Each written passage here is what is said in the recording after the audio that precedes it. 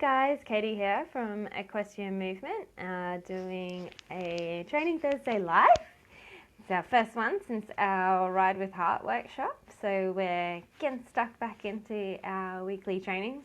If you have any questions that you would like to have answered in one of these, send them through, because I'm always looking for inspiration. If you're watching, say hi. If you're on the replay, #replay. Love to hear where you are, what you're up to, what's been happening, what you're doing. I love getting updates on your horses and everything that's been going down in your world. So tonight we're talking about horses, keeping our horses from going sour with their training and keeping them engaged in their training as well. So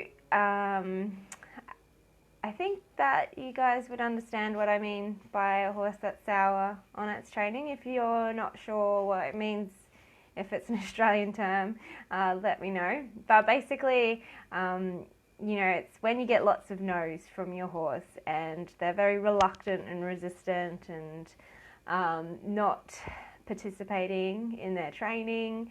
They may even be shut down a little, kind of letting you do things to them but not giving you eye contact, running away from you in the paddock when you go to catch them. That's this month's training in our weekend horseplay. What else do they do? Lots of things, biting and nipping. They can be a bit sour or a bit sore. So quite a few things that we can look at when we have lost our horse's interest in working with us. So that's what going sour is, what we're talking about when our horses are a bit sour. So basically what we're looking at is what we're asking of them. It may be a little hard, it may be a little overwhelming. They just may not be getting any benefit from it, and that's something that we really need to keep in mind when we're working our horses. We need to be giving them the mental, emotional and physical stimulation that makes them better and feel good in themselves, feel good about learning and feel good in movement. And that's what we are all about. If what you're doing is not doing them any favours mentally, it's not doing them any favours emotionally, and it's doing harm physically, then we're not doing the right thing by our horses. So this is a goal that we have, and it's a very big goal. It is hard to make it work all the time, and it can be hard to stay aligned with it when we have certain aspirations and things that we want to be doing with our horses, and maybe our horses aren't as excited for those aspirations as we are. So this has come up for both Sarah and I within the last couple of weeks trainings with our horses, and I thought it was a really interesting one to share, and actually one of my other students as well who's in this group. Hi Maddie. So what it means is, so what happened is I was working with Fiddy and we started pushing some boundaries. They weren't what I would have thought were big boundaries. It was pretty simple, but it was work. Fiddy never enjoys work. So I asked him to do some in-hand work, and it was the first time he's had a bridle on in 2 years. So clearly I just gave him a bit of a challenge there. And the same thing with Stormy. It was really windy in our last riding session, in our last lesson session, sorry. We didn't end up riding, but we did do all of our prerequisites to get him to consent things and do his in-hand work and put his bridle on and all those sorts of things. But in the conditions that we were in, we also just challenged him a little, stressed where his comfort zone was.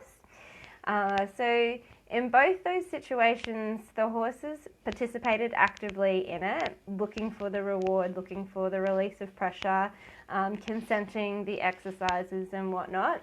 but it was the following lesson where we lost them. So the following lesson with Fiddy, he came up to me in the paddock, but he didn't do his normal greeting. Like he wasn't as excited to see me. He did come up and greet me, but when I started presenting him with his training session, he wasn't actively participating.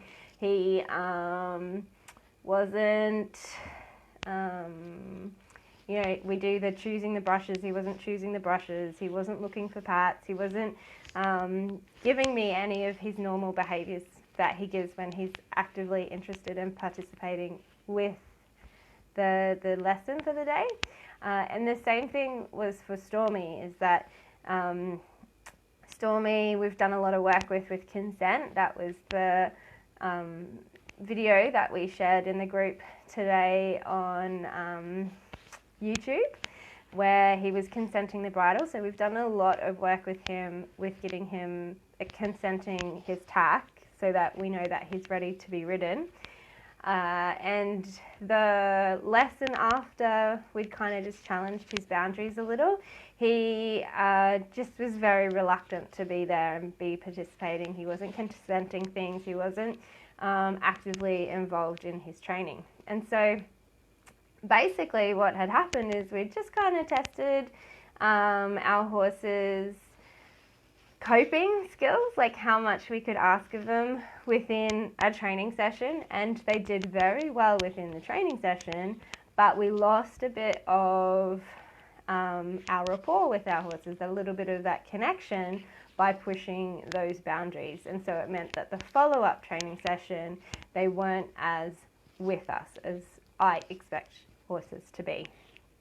So we had the same thing with one of my other students, is that she's bringing a lease horse into work for the first time in a while, and he was pretty interested initially to have things going on, to be handled and to be played with, as they normally are, and quickly lost interest once he realised it meant work. So, it's how do you keep your horse's interest in being worked and learning and being ridden and that kind of thing, and keep testing boundaries and challenging them to, progress and be more without them resenting us.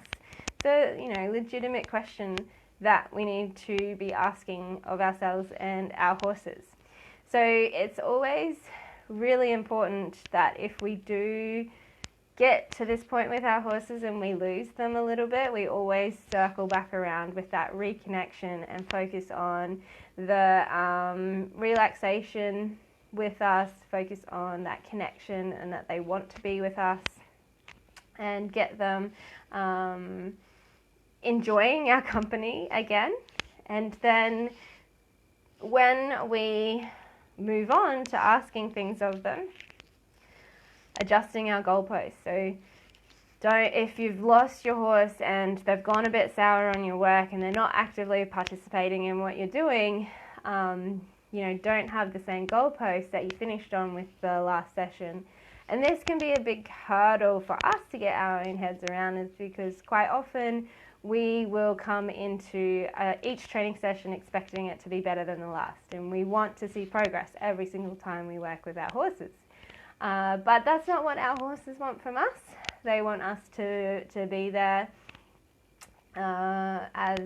within that relationship aspect first and foremost, and creating a positive experience for them and a positive environment for them. And then from there we can take that forward. So moving out of having our horses a little disconnected, giving us some no's, being a bit sour on us working with them, we want to give them really short, achievable tasks with high motivators and give them lots of wins. Because this is really what gets our horses working with us. If they have any reason to work with us, it's because we're motivating them to want to be with us. And so how are you motivating your horse? You can either motivate your horse with pain or pleasure. Your horse is always moving away from pain and towards pleasure. So finding how to draw your horse's interest in work through pleasure is the relationship. It's how good relaxation feels. It's how good work feels when you do a good job and you get rewarded and you get praised for it. And it's the pressure of the ask going away. So it's really important that if you're making that choice that you want to work with your horse in a way that is of benefit to it mentally and emotionally, we're choosing the methods that are sort of drawing that interest into work due to pleasure, and we want to choose that over pain. Like if you're in this group, you're wanting to choose creating pleasurable experiences with the interaction with your horse over creating painful experiences with them to get that interaction. So we're drawing their interest into their work and what we're asking of them to do by making them feel good to be with us, so building up that relationship with them, by creating relaxation for them, because relaxation feels good. And anytime we are asking things of our horse, whether it's learning or physical work, we are stressing them. So we need to show them how to come back down into that state of relaxation and to maintain a relaxed focus into work so that they don't tip over into the hypervigilant, hyperreactive state.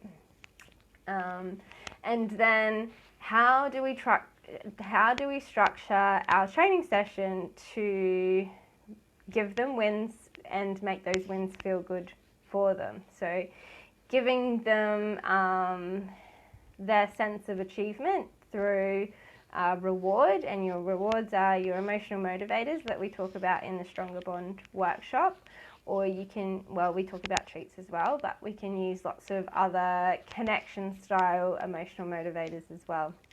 And making sure that our expectations aren't higher than they should be to start getting our horses engaged and with us, being comfortable to change those goalposts so that our goalposts are having a horse that is seeking connection with us, willingly engaging with us, excited to participate in its learning and its training session, and able to keep focus for an extended period of time.